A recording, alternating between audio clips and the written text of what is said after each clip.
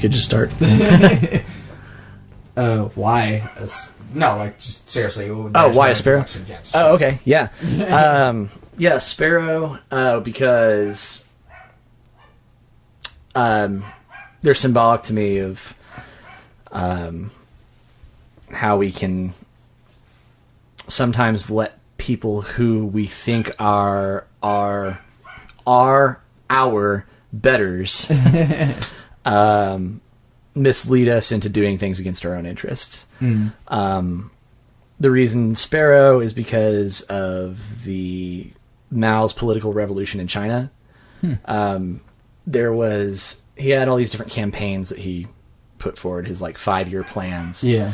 And one of his campaigns was a campaign against the sparrows because they wanted to try to increase the yields in their harvest. And what would happen is they'd cast their seed, and sparrows would eat the seed, and they wouldn't get as many plants growing, so it's not as bountiful a harvest. So what Mao and his scientists figured out is that sparrows have to land. If they don't land after being in the air for a certain amount of time, they go into cardiac arrest and just fall to the ground and die. Holy crap. Yeah. So what they were doing is they were telling farmers to go out and bang pots and pans together to startle the sparrows and keep banging pots and pans until they fell down dead. Wow. And they killed countless numbers of sparrows. I don't know. There aren't any hard numbers on it because it was, Communist China. Yeah, it was communist China. It was in the environmental impact teams weren't exactly on the ground at that point in history. So they did this, and they had what they thought was going to be one of the best harvests they had in years. What they didn't count on was the fact that the sparrows were the primary predators of the locusts. Oh, jeez. So they lost untold billions of pounds of food when the locusts swarmed in and just destroyed everything. Yeah. And there are numbers between 10 and 30 million people starved to death in that time frame because of what they did. A stupid campaign to kill sparrows. Yeah. So it's kind of like it has the element of, don't just run with an idea because someone who claims to be important says it's a good idea. Yeah. Be mindful of how your actions affects everything else around you and how devastating those actions or inactions can be. Yeah. And that'll be the fun thing that you'll get to explain if you ever get this tattoo. Exactly. Yeah. You can I like your sparrow tattoo. What is that? Do you have 5 minutes? Yeah, exactly. It's like, are you ready for me to bore you with facts about history? Then yes, you are ready for this. No, I've also had that sort of debate with myself of do I do the 3 things visually? Mm-hmm. Do I just write them out? Mm-hmm. Do I put a number next to it? And then also having to tell the story of, or just I gave you a quick explanation, but I could go hours on each one. Oh, I don't doubt it. Yeah. And so I've picked a font and the way that I want the letters to look. Yeah. But I don't know, man. The tattoo decisions are hard. I feel like first tattoo decisions are probably harder than any subsequent. Katie's got 4 now. She just went down to Wichita Falls with a friend of hers and got her one of her Sailor Moon lockets. That's awesome. Tattooed on her wrist. So, but yeah, maybe after a while it stops becoming there's a 5-minute long story behind this tattoo, and it's just I just like Sailor Moon. Yeah. Well, that's the way it is with tattoos. Everybody I've ever talked to who's gotten tattoos has told me they're addictive, and you want to get. I don't know why. I don't know what the brain chemistry is behind that, but it's you get one and you get it finished and you immediately want to get another one. I feel like it comes from and this isn't a thought that I've put any other thought behind other than right now. Right. But I feel like it comes from, the excitement that you get whenever you finish a good book or you finish a good video game. Yeah, yeah. And you're just like, oh man, that was so good. And you just jump out of your couch and you just run around. You tell everyone about it. And you're like, man, this is so good. And then I have to find another thing that's this good now because I really enjoyed this experience. Yeah, I feel like that's kind of a similar thing that you're like, I've been wanting to get this idea put on my body forever. Yeah, and it feels really big and important. And then once you're done, you're like, you get to stare at it for a while and go, yeah, man, this is me. It feels like an achievement. Yeah, and then you're like, I have to do more. Because that's immediately what I felt after playing To the Moon the other day after beating it and just crying and then being like, oh, this is so good, everyone needs to play this game. Nice. And then it's just like, well, I'll just find all these other games that people have said are this good, so yeah. Yep, there's my tattoo addiction. I spent a lot of money on Steam. Nice. Very good. But I mean, it's not like everyone doesn't have any of that, because as I can see here, you guys enjoy good stuff. Oh yeah, we try to. No, I haven't been finishing. It's pretty recently that I started picking up video games again, because I've had time to, and I just finally finished Link Between Worlds last night or 2 nights ago, and that just feels good. It feels good to finish something. This is what this is like. Yeah, exactly. Especially when you get in the habit of having all these different musical projects or conceptual projects that you want to try to work on, and nothing's done. Everything's in just perpetually differing stages of incomplete. Yeah. You finish something, even friggin' GBA. I almost said Game Boy Advance. That's how old I am. Friggin' DS game. DS, yeah, 3DS. It's like this was really fulfilling. Yeah, exactly. I enjoyed this. But that kind of inspiration does kind of make you go all right, now that I've finished a thing, I can go and finish lots of things. Yeah, I get that way when I finish an anime series sometimes. Oh yeah, especially if it's a really good, it's got a really good gut wrenching feel to it. Oh man, I made it through this whole thing. Yeah, this feels good. Or what's the last one? We just finished. It's the stupidest show. It's called Lovely Muko. It's this anime series. It's just about a Shiba Inu. This guy he's a glass blower, and he has a dumb Shiba Inu named Muko, and it's their life. That's awesome. It's adorable, and I got that recently with Steins Gate. I've heard that's really good. And Erased. See, I haven't watched either one. I've heard Steins Gate's really good.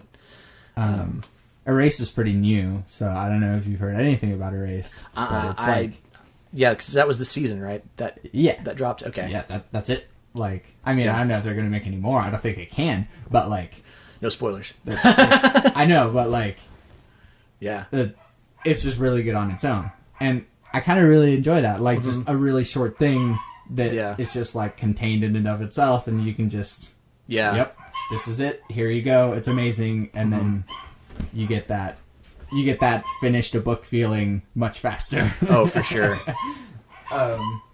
As opposed to waiting around to get the next episode of Bleach or something. Oh gosh, it's never coming.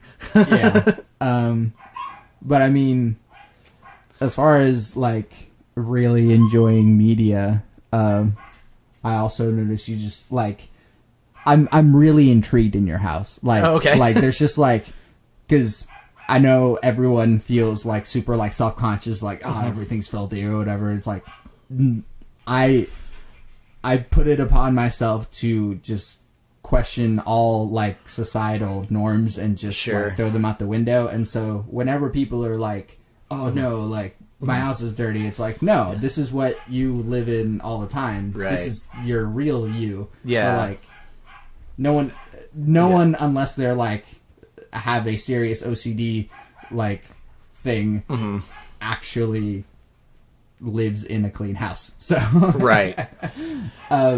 Everyone lives in a clean house when they have when they seriously think about the fact that they're going to have company. Yeah, exactly. And then just everything, because it's not really clean, because everything is just under everything. Right. It's true. So it's like, oh crap, company's coming. Clutter in the closet. Yeah, quick. just throw everything in that closet. And Oh, as soon as anyone goes to that door, they're like, ah! Yeah. And it can be limiting, too, if you're trying to, like, keep things organized and have workspaces. Yeah, but yeah, I consider myself to be like an organized mess. Yeah.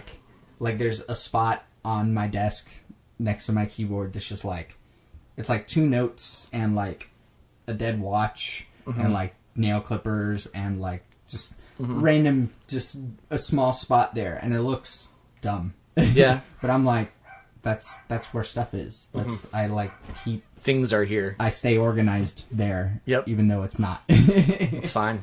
But like, what I was originally saying is that like, I really enjoy like your collections of stuff because it looks cool. Oh yeah. we try to keep things interesting. And I talked to Sable a little bit about this, but like, I did notice your like record collection in the other room, and I was telling her that like, don't get me a record player because as soon as I do, like, it's just gonna be a money sink for me. I know because I don't have any right now, and I just know that as soon as I would start, it would just it would explode. Yeah, that's what happened with me. Yeah, and I'm not even like a snob about records or anything, even being like a music producer anyways. I'm still not like, hey man, if you can like listen to it and you get the idea out, I don't think. Yeah. It's like, it drives me crazy, these people who collect records and don't listen to them. Yeah. Like, why? What are you doing? And in some cases it doesn't matter because it was something that was recorded, you recorded through the guitars through a guitar emulator and direct into a digital console that was mastered, mixed digitally, and then they spit out an analog product at the end of it. It's not like most of this stuff coming out was recorded to tape and then mixed on tape and then direct mastered to it doesn't work that way anymore. So I guess I don't know. Some of the mystique behind it has gone, but at the same time there is something very and I think that plays into why people don't just like sit down and listen to music anymore, is because it's not a tangible thing. Because with a record, depending on the length of the album, you're flipping it over once. Sometimes you're listening to 2 different, I've got quadruple LPs out there in some cases, where you're switching out records, flipping stuff over. There's like a physical element to it. You're actively involved in the process. Yeah. Whereas if I wanted to pull up the new Gozu record, it's like, oh, okay, I'll just put it on YouTube and watch it on my TV. Exactly. And then it's just there. There's no thought behind the fact that, oh, this is a thing. Yeah, exactly. So. And I mean, yeah, I as much as I would like for people to like take my music and like, I have this image in my head of of what a person listening to a record is, which is like they sit in their den, because it's a den, in their like love seat or a couch with a glass of wine, right, with the phonograph like pointing at them, and they're just like basking in the music. Oh, dude. As much as I would like people to listen to my music that way, right, I know that that's not how it goes. Oh yeah. Well, I mean, I was thinking about this just a minute ago, like that Jason and the Executives record that I did. It's just the short, like 10 to 30 second songs. The way people listen to music now, nobody's gonna listen to that. It's like it's too intrusive. It doesn't establish itself and just be there. It comes in and comes out and it's done. But man, that's my dream, is to be. It's people paying attention. Like that's how I like to listen to records. When I can just sit down and do it. Like go and I'll pull out whatever it is I'm going to listen to, and if I can afford it, pour myself a few fingers of scotch and sit down and sip and just be present and mindful and listen to what's actually happening. Yeah. Because, I don't know, I feel as a musician, I feel a bigger responsibility to do that just because... You know what it's like to take the time and go, nope, that was a bad take, let's do it again. Yeah, no, that was good. But there was just I gotta... Is turn it up a little bit and can you make that... it's just like so meticulously done there, and the fact that like people spent, you know, months, years like making this thing so perfect, and then you can buy it for the same price as like a cup of coffee at Starbucks is just ridiculous. Yeah. And not even just that, but thinking about it from the angle that, oh, well, I make music, so I should pay attention to this because I could potentially learn something here. This person could do something in a way that I hadn't thought of if I'm paying attention to it. Like, especially with things like orchestration and arrangement. Just like, I love hearing the way that people... Like, doubling is something I've really started paying attention to lately. Yeah. Not just, like, doubling, you know, like, record a guitar part, then double the guitar part. There's a Japanese singer-songwriter named Shugo Tokomaru. He's got some records out here. I think he's put a couple records out on polyvinyl in the U.S. But he's kind of like a Japanese Sufjan Stevens type character. In that he records everything on his own. Well, this, you know, Sufjan back in the day, not who he is now, but he records everything on his own. He plays like a mountain of instruments. Yeah. And he does really cool things, like he'll double a glockenspiel with like a pan flute or something, so it has this really cool hard attack, but this nice resonance that follows after it. Yeah. And paying attention to things like that, I can be like, oh, well, I could use something like this. Excuse me. Just the other day, when we were wrapping the pre-production on the inflatable stuff, we were trying to figure out one of the story elements is a monster attack. Yeah. And in one of the other projects, we had a song with like the really heavy like riff rock, and we were wanting to try to figure out a way to convey the monster attack without just supplanting a song from another project into one. Yeah. So we did what we did is we took some of the bass elements of that original track. Yeah. And then stripped it down and then added like had my sister come in. I could have done it, but it, you know, she had her violin there, so she came in and did these really nasty like slow vibrato and like slow glissandi up and down the string, like those like you'd hear in like horror movies. Yeah, just like aleatory. Yeah, and it brought it exactly into the realm that it needed to be, away from this just simple stoner rock thing into something that was more like a film soundtrack. Yeah, or something. It feels bigger. Yeah, and if I hadn't been paying attention to how Johnny Greenwood arranges strings on How to Disappear Completely, oh my gosh, I would have never even thought about it. So yeah, I don't know if you know, but Radiohead is my favorite band of all time. So long distance high five. All right. Yeah. I don't know. Well, here I'll show you. I have this thing. You're talking about media. Yeah.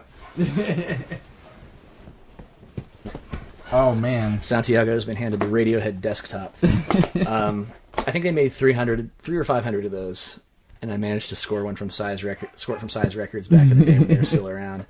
And it was just like a promotional thing. It was like the 6 singles from OK Computer. Wow. And like a T-shirt and a mouse pad and like a little AM/FM earbud radio.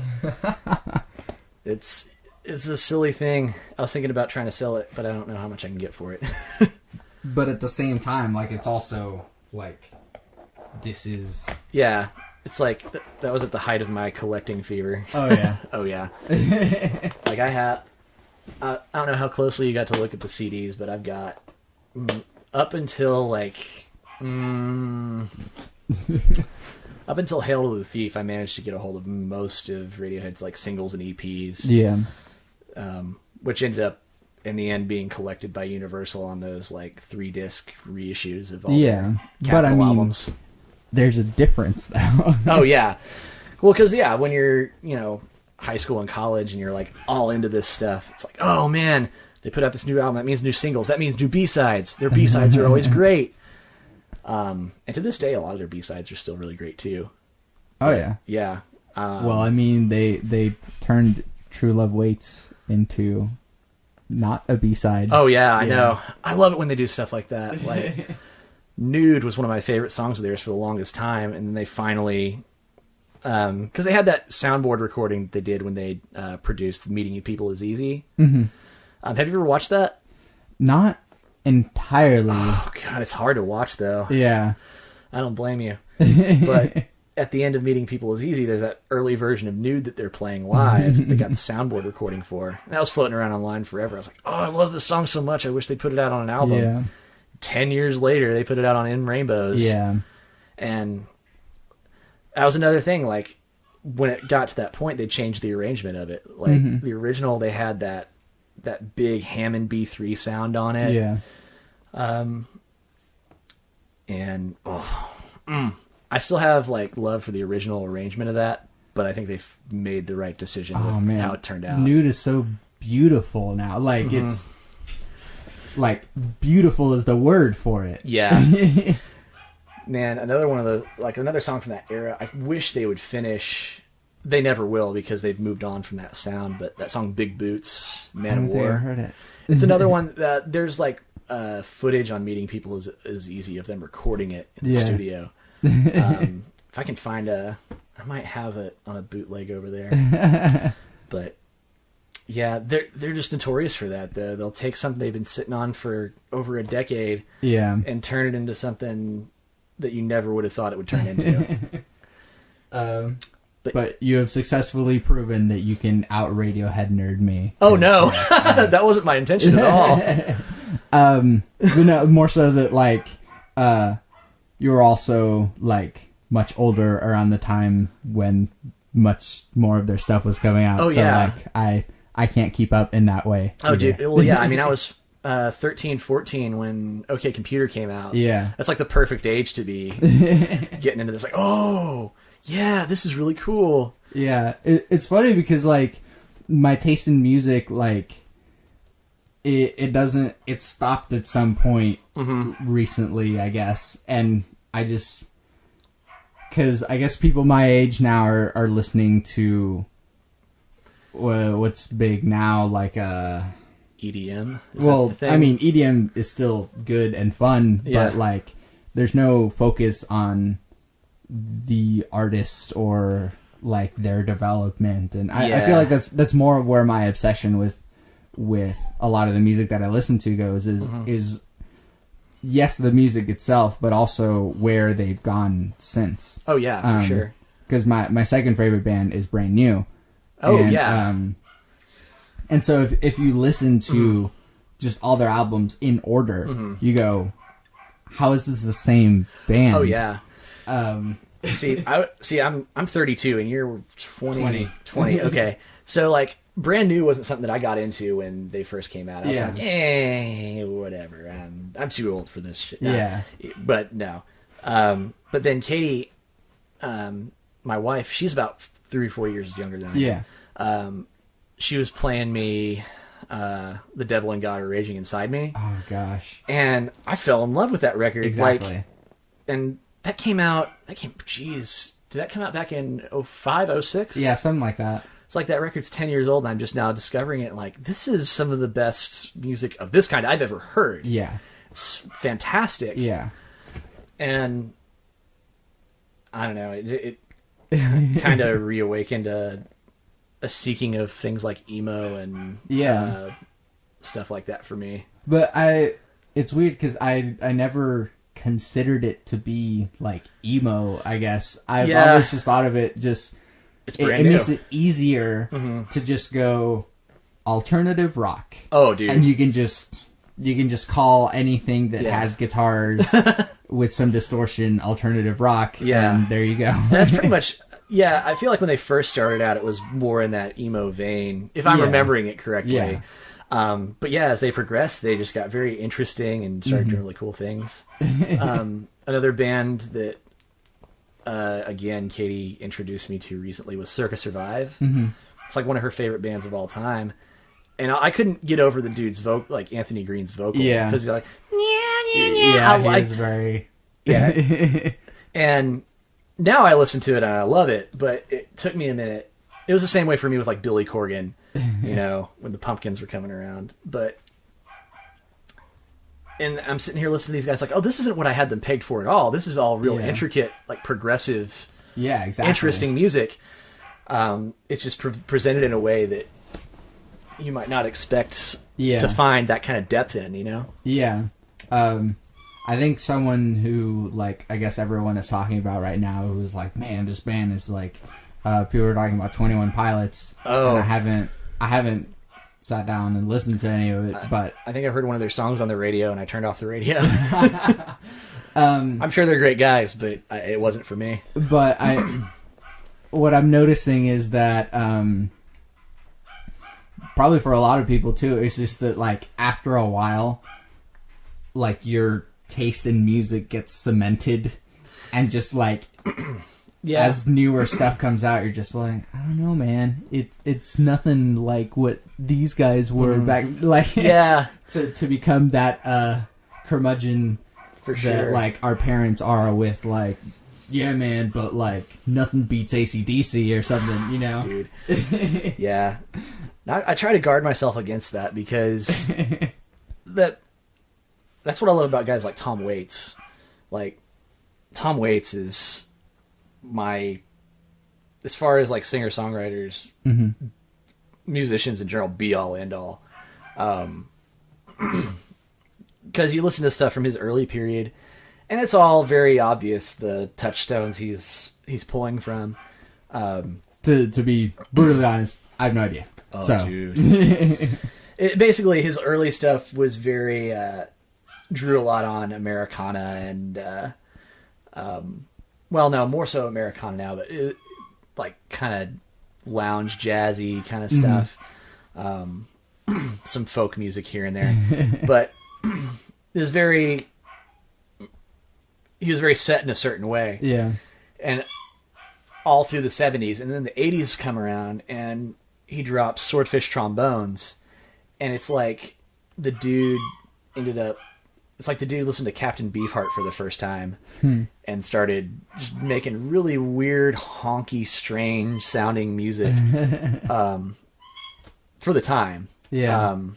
It's not unapproachable. Yeah. It's just kind of quirky and weird. Yeah. And then every record he's done since then, and from like the middle to what I guess people would call the latter part of his career, has been different every single time. Because he's not content to just sit there and draw on one form of inspiration. Yeah, exactly. And he's always finding new stuff. Okay, so I want to be a video game composer. That's a smart man. Why is that? Because that's where you're more likely to get a job. But like, it's interesting because I have like a shrinked taste in music. Like, there's like a lot of stuff that I get really into, and then a lot of like very big influential stuff that I just have no idea about. Oh, for sure. Yeah. And I wonder what that's going to do to, like, I don't think it's a bad thing. I think it's just a thing that, like, my music is going to come out a certain way that is sort of touched by very specific influences and then nothing else. Right. And so, I don't know, I wonder if at some point, like, I'm going to hear Radiohead in my own music or something, or as opposed to, like, having a very, like, broad taste. Like, you're just able to, like, throw names out, and I'm like, oh, sure. Well, I mean, part of that's just I'm old as balls. You're not that old. Old enough to be irrelevant, we'll put it that way. But I don't know. I'm just always seeking out and learning about and listening to and introducing people to new kinds of music and new music that's new to me has always been a real big like passion point for me. Yeah. So I always try to guard like, and I felt the same thing you have. Don't get me wrong. Yeah. I feel it now. I feel like I'm not listening to new things anymore. Yeah. And then, but then I think about like, well, that's not really true. There's all kinds of stuff that I've gotten into, like Kiari Pamu Pamu. Yeah, it's a Japanese pop singer who does. People call her like Japanese Lady Gaga, but it's not really that. It's another weird thing, but it's its own thing. That, and then the guy who produces her music also produces another pop group that's really good. Like Roswell Kid, Andrew Jackson Jihad, those guys. All this stuff I've gotten into or back into recently. I don't know. I don't know what my point was I was trying to make. I'm just really like, I love hearing something and connecting with something new for the first time. That's just like, it's almost like a drug to me. Yeah. If I hear something cool and I really dig it, that's like such a rush. Yeah. And I don't know. I'm sure there will come a point in my life when I just physically cannot keep up. But as long as I can, I want to hold on to that. Yeah. It's one of the few things in my life that I derive real, genuine pleasure from. Yeah. To like make things really broad and stupid. Yeah. What does that do to like?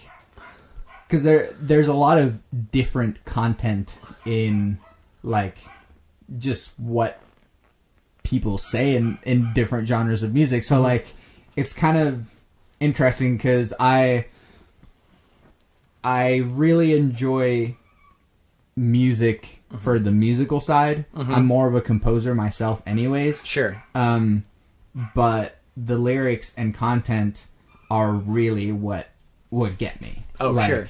So yes, like How to Disappear Completely is like an amazing like musical song. But then just the story of how he got the idea of the song, but then also just like what the song means and like how it impacts me about what it means is much more important to me than yes, the music is beautiful. Oh, for sure. And what's fun, it's funny we go back to that, like that song is basically a microcosm of Meeting People is Easy, the documentary. Like if you watch, I think there's actually a footage of them playing that song at Soundcheck on the OK Computer tour in there. But yeah, you listen to everything he's talking about. It's like, dude, he's just like completely overwhelmed by all this attention that he's getting. Yeah. And I can't relate to it on a personal level. Like, you know, he's up there like strobe lights and blown speakers. I'm like, well, I've never had that kind of production value behind me, so I can't relate on that level. But I know what you mean. Having, and I feel like I dealt with that poorly very early. Growing up, my parents would always be, telling their friends and their coworkers, "Hey, my son's doing this thing. It's really cool. I really like it." And I got really upset with them over it because, like, man, I don't want all this attention. This isn't good. You should stop talking to your friends about this stuff. And it's just a really ugly way to handle it. Yeah. But that's also being 17 and being told you're talented. But and so like I feel that I pull a lot of meaning even out of songs that might not have as much meaning as I put into them. But like because if I want to go down my list, my third favorite band is Modest Mouse. Oh, dude, yeah. And have you listened to Strangers to Ourselves? The album? Not that album, no.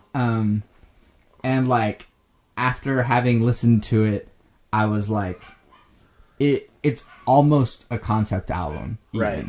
I don't know if that was their intent, but what I got out of it was as though someone who had originally intended to like go out and be like, yeah guys, we can save the world, like everything's gonna be great, like we can just like go here and like fix these things, and then at some point like everything just like hit rock bottom, and then they're just like, screw everything, like we're all just stupid, we're gonna destroy the planet, and this is just where it's gonna go, like we just have no like because it's one thing to just be like that cynical, but like he drives that point a lot in the album. So it's almost like they were way up here to the point of like, look at how amazing everything is, and then just had it shattered. Yeah, I feel like that's human experience in a nutshell. Isaac Brock is such a brilliant lyricist too. Oh yeah, I love his writing, and like his jokes in the lyrics are like, he plays on words. Oh yeah, much more so than I consider myself a pun enthusiast. Oh right, but like what he does is amazing. Yeah, like, his wordplay is impeccable. Yeah, I love it. I remember. Can I curse on this? Is that okay? Yeah. Oh yeah. Okay. Cool. Yeah. The one of my favorite moments, like big aha moments with him, was that point where he's like, enough of all the fucking around. And I'm just like, I'm not a fan of gratuitous use of profanity at the time. Yeah. Now I could care less, but that was really clever, and I like that. And I started paying more attention. I'm like, dude, Clay wasn't joking. This guy's brilliant. Yeah. Well, I feel like with, just to make a note on the profanity thing, there's just times where like that is the word to use. You need that impact. Yeah. And like even with words that aren't profane, like there are just times where like this is the only word to describe it. Yeah. You know? And so like if the only word for it is shit, then that's the word. Just say shit. Like, yeah, exactly. You can't say crap because it doesn't say the same thing. You can't say like stuff because then you're just talking about something else. It's too general. Yeah. And with crap, it's like it's just the aesthetics of the words. Like a word like crap, it's like, yeah, this is crap. If something is shit, it is shit. Yeah. It is. It is emphasized. You are enunciating. It lends itself well to being said quickly and angrily. And even just yes, we are talking about shit very specifically. But I'm okay. We can break it down. The percussiveness. Yeah. That's exactly what I mean. Just like there's an SH and then a T at the end. Oh yeah. So it's just like it's just powerful in general. Yeah. All the consonants your body needs.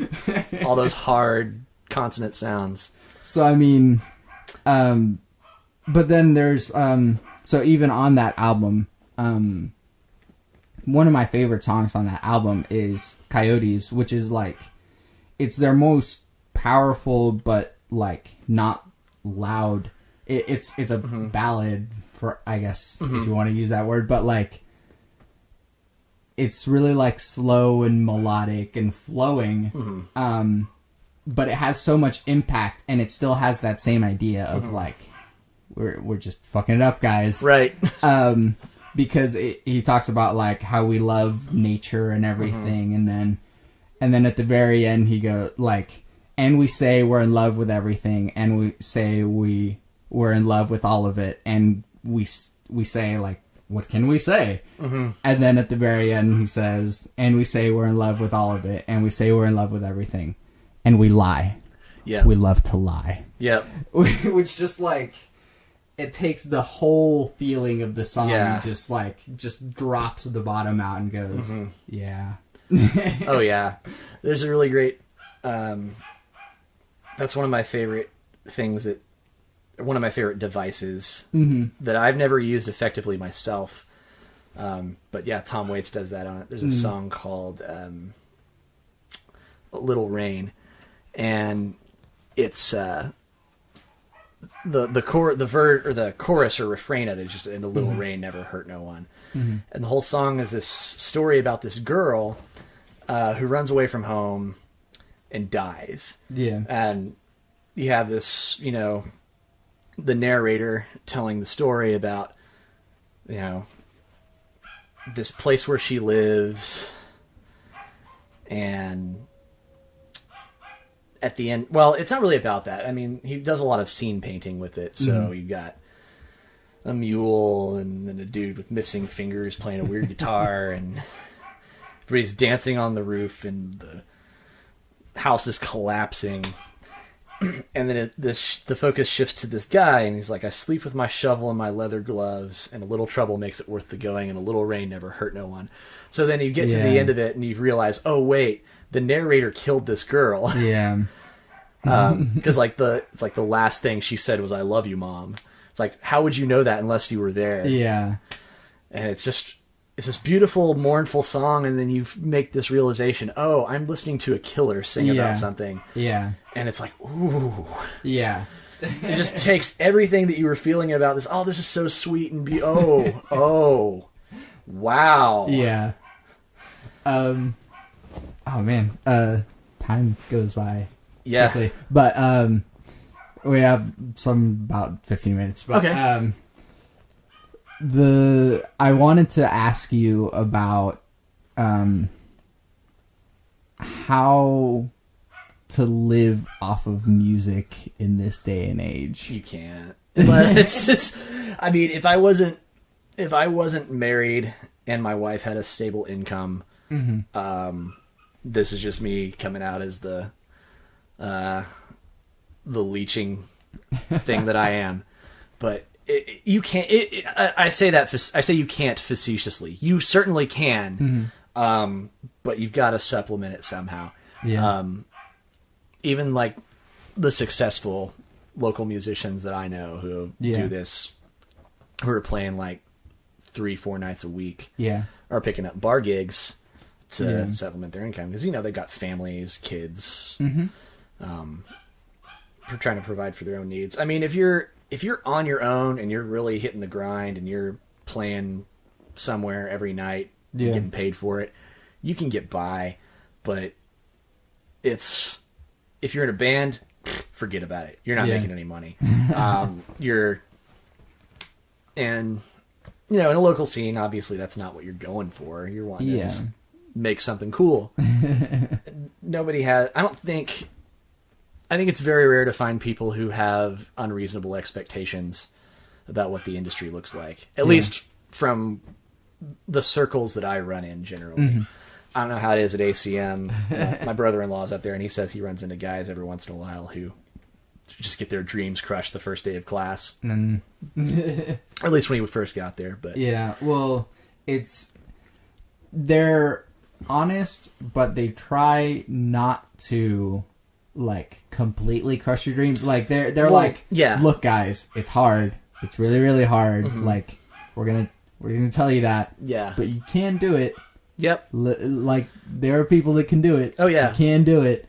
So the can do it part is about as big as the whole. It's really hard and dreams might be crushed. Well, yeah, you can't. I mean, it's a school teaching you to do things. You can't just come out and say, "Hey, the thing that you're paying us to teach you how to do is not going to pan out for you. Why are you doing this?" That's not how schools make money. Yeah. Well, also the idea that why should schools want to make money is another fun thought experiment. Well, yeah. That's. There's a lot of problems there, too. We can feel free to jump straight into that. How do you feel about free college education? I think it's a good idea. I think that if that's gonna go on the table, though, you've also got to give the same consideration that you would to for your university that you would to a career tech. Yeah. Because I don't want to say Americans are overeducated, because if you've been paying attention to the news recently, you know that is most definitely not the case. But I feel like,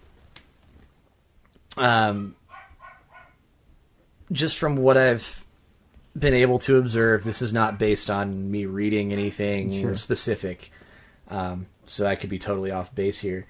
But 4-year university is great. And if a 4-year university is the type of education that you need to get into the field that you want to get into, then yes, that's where you want to go. And on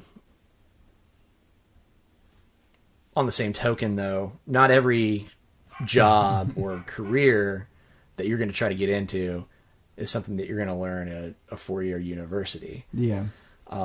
There's like shortages now in all sorts of, manual labor type industries and, automotive repair and plumbing and, a lot of essential services that people rely on that don't require a 4-year education. You can go to a career tech and get your education and go right into that.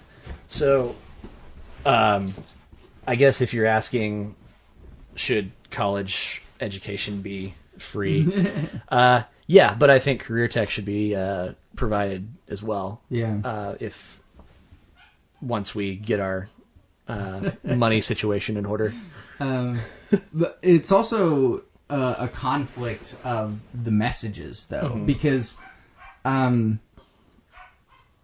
if there's a shortage in like skilled labor jobs like automotive and plumbing and stuff, but the message that is rampant in America is that like you can do anything you want and you should be able to do anything you want, and if you get this college education you'll do the career that you want, which leads people to go into like I'm gonna get like accounting degree and like be perfect at managing my money, and I'll have a bank job, and like, but then it also runs into people who are like, oh, I'm gonna get a graphic design degree, and then realize that like there are no graphic design jobs.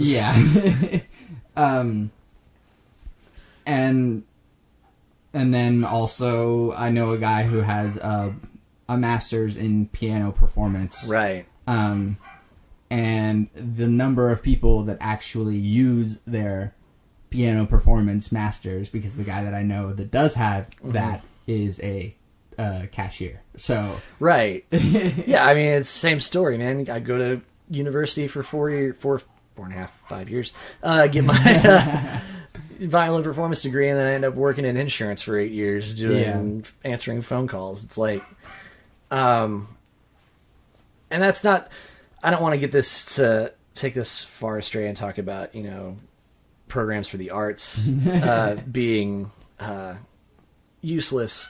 That's not what I'm saying at all. But it feels like there is kind of a perverse incentive to send more people to these places where you have to take out loans to pay for your education, and I think that's just entrenchment of the system. That's all it is. It's not. I don't think it's that career tech and votech, or whatever you want to call it, is looked down upon necessarily. I think it's just not thought about. Yeah, it's not something that people consider, and listening to people talk on the campaign trail about it, they're not considering it either. Yeah. So yeah, it's a big. I mean,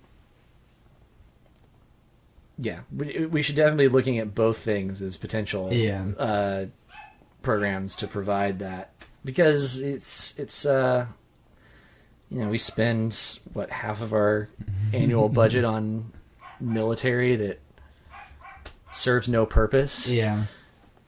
I mean, I could also go on forever about the military, just because I'm so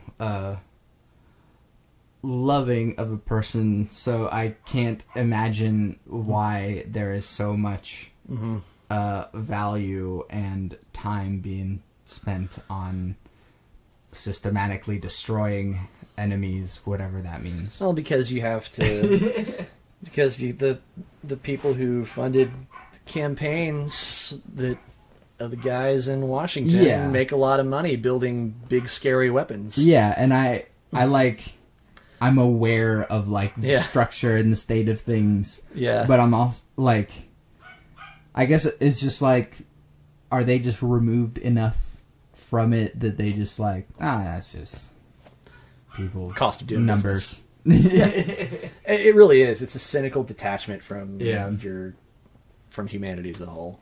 Is there a way for us to just like put these people in a room and just like, there's this one, I forget who it was, but they said that for the president to actually use the nuclear launch codes, that they should have a guy like a Secret Service agent who actually had them implanted in his heart, so that whenever the president needs to nuke someone, he, like, the guy with the codes in his heart carries a briefcase that it doesn't contain the codes, it contains a knife with which the president would have to pull out the knife, kill a man, and nuke whatever place needs to be nuked, so that you can be at least slightly less removed from the fact that you are killing many, many people. That's interesting. That's wow.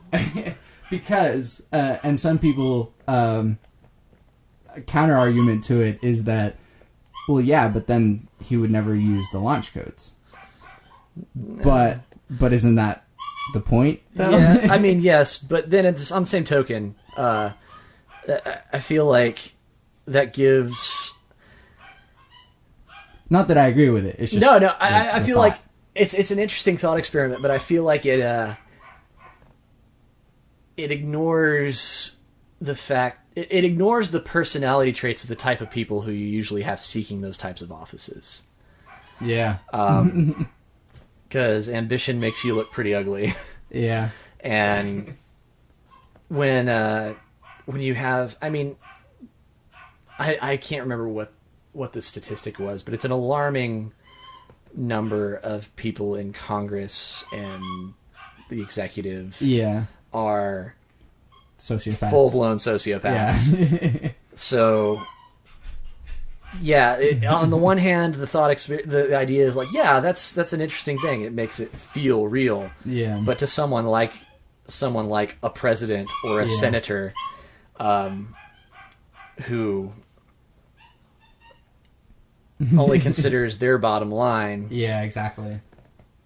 There's the question of the political calculus too, because is it just, this is understood, this is how this works, or do you have to have like a camera in the room that records it happening as like a snuff film, and then like, okay, well, when this happens, this is going to be put on the internet for everyone to see, so they'll be able to see their president murdering a human being. Can you live with yourself? That's another thing. It's also very interesting because at least right now we have Barack Obama, who has a very good personality. Like, he's pretty gregarious. He's pretty genial. I like the guy. And regardless of like the amount of terrible decisions that he has made that have resulted in like many, many people dying, like even still in public, he's a cool dude. Yeah. And so just trying to imagine Barack Obama like taking a knife and cutting open a Secret Service agent that he has spent like countless hours next to.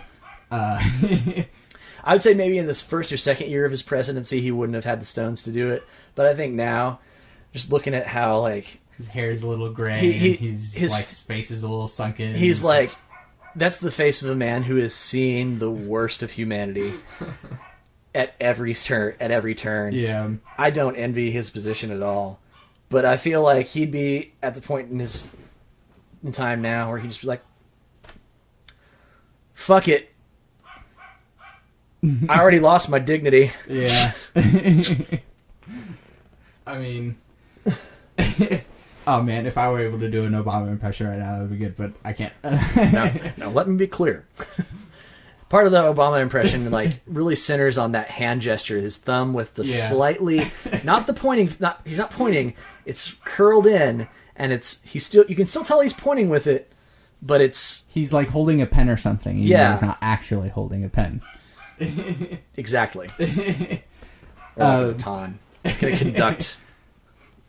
But I don't know. I think that there's this. Chris Ryan quotes this thing from I don't know if you know who Chris Ryan is. I don't. He wrote a book called Sex at Dawn. But anyways, okay. That there are hunter-gatherer tribes that they decide who their like chief or leader is, specifically based on how much the person wants to be a leader. And so if you show any desire to being a leader, you are immediately withdrawn from the pool of people that's beautiful. who would be decided to be leaders, because there's something wrong with you if you want to become the leader. Like, you have a desire for power, and they're like, no, we can't have that. So the guy who's like, yeah, I think we should probably do this, but don't ask me about it. Like, he's like, yeah, that guy. He's like, no, I don't want to be a leader. That's exactly why you have to be the leader. Right. Well, I mean, it's like, I feel like that translates into like American, like, political system, political history too. Yeah. Because early on, you had the tradition of people being nominated for positions, and there was I feel there was some element of just kind of putting on a show about it, or didn't necessarily feel this way, but people being nominated for something and then saying, oh, sir, well, I don't feel as though I'm worthy of this nomination. It's not something I would have pursued on my own, but I appreciate you thinking of me in such a way. You know, the sort of dog and pony show behind, you know, making sure that you're not putting a sociopath in the White House. But I mean, it's like, that's kind of how we used to handle things. At least at a party level, if my understanding of history is correct. Yeah, and then as opposed to now, to where it's like, I have to be. My campaign is huge. But yeah, it would be more interesting to have people who don't want to be involved in politics to have to be involved in politics, not because they don't understand it, but because they do understand it and don't want to be part of it. Yeah. That precisely because you don't want to be in power is exactly why you are the best person for the job. Because even honest people that we can, sort of look at and be like, oh, like, Bernie Sanders looks like he's a fine, upstanding guy, but there still has to be something kind of there's a darkness there about a person who does want to become the leader of the free world. Yeah. No, there's definitely a darkness there.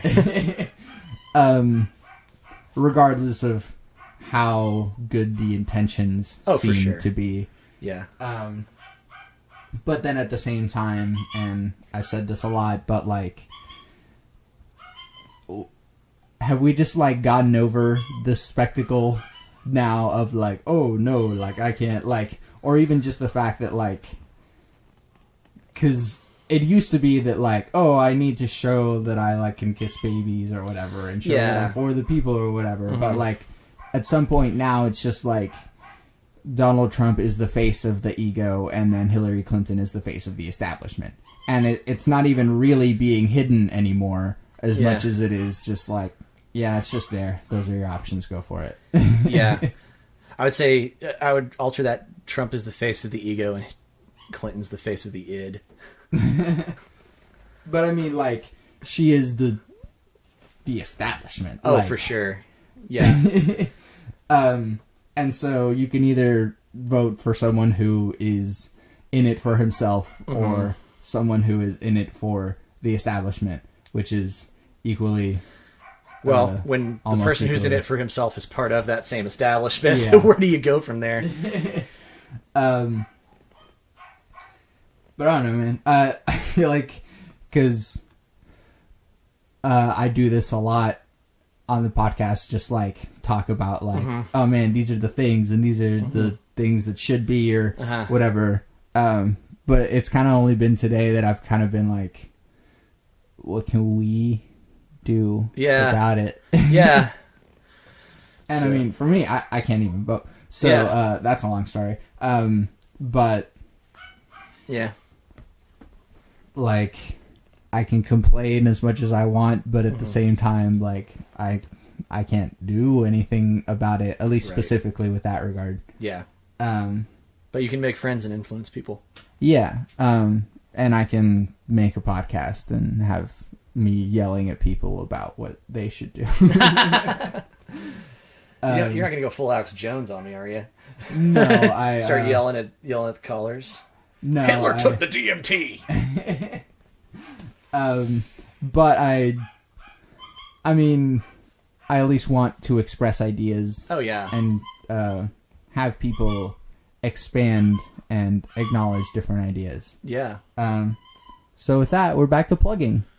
Oh, okay. Because since this goes up a week after the the first time, plug the same things you just did an hour ago. Well, and I'll try to do it a little more efficiently this time. Yeah, we'll plug Jason and the Executives on Bandcamp, Spotify, Music, and wherever fine digital downloads and streams are.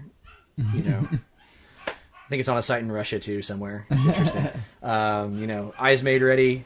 We have a record up on Bandcamp as well that you can listen to if you're into melodic hard rock without screaming and all that. It's pretty good for you. And then, we'll just plug Katie's shop, my wife's shop, Star Glazed Delights. Buy all the cute things for all your cute friends. And, the other thing was the Take One Improv, takeoneimprov.com. Is there a way that we can, like, do you have a social media? You have a Twitter, at least. I don't know if you use it very much. I don't personally use my Twitter. For me, Twitter is where ideas go to die and where news goes to flourish when you can't trust the news. That's basically what I use Twitter for. But, and then I'm personally on Facebook, but I don't really use Twitter at all. I do Tumblr a little bit, but good luck figuring out which one that is. But yeah, Jason the Executives is on Facebook. You can like that and send me a message and tell me how you didn't care for what I said earlier and you think I'm wrong and we can discuss it. So nope, because nobody has said so to me. So perfect. And I'm Santiago Ramones. This is Bit Depth. Thanks for listening. Love never fails. It's going to be okay. I might be wrong.